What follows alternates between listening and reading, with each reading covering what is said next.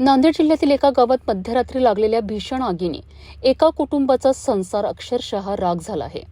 भोकर तालुक्यातील भुरभुशी येथे एक धक्कादायक घटना घडली आहे. मिळालेल्या माहितीनुसार आडेलू पोताजी काळेकर यांच्या घराला मध्यरात्री अचानक आग लागली. सुरुवातीला आग कशी लागली याचे कारण स्पष्ट झाले नसले तरी काही क्षणातच आगीने मोठे रूप धारण केलेत. घरातील संसार उपयोगी साहित्य, कपडे, धान्य आणि इतर वस्तू आगीत जळून खाक झाल्यात. आग लागल्यानंतर गावातील नागरिक तात्काळ घटनास्थळी जमा झालेत आणि पाणी टाकून आग विझवण्याचा प्रयत्न केलाय.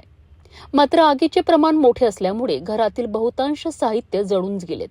याच वेळी घरात बांधलेली छोटी वासरेही आगीत भाजली गेल्याची माहिती समोर आली आहे. या आगीत लाखो रुपयांचे नुकसान झाल्याचा प्राथमिक अंदाज व्यक्त केला जात आहे.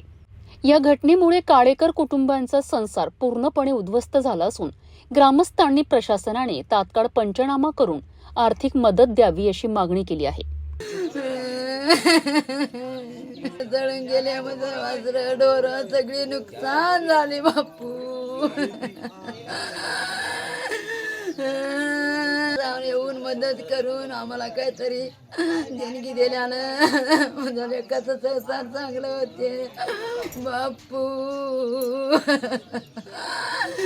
माझा लेक त्याचं तितकं कधी संसार करायला म्हणजे बापू.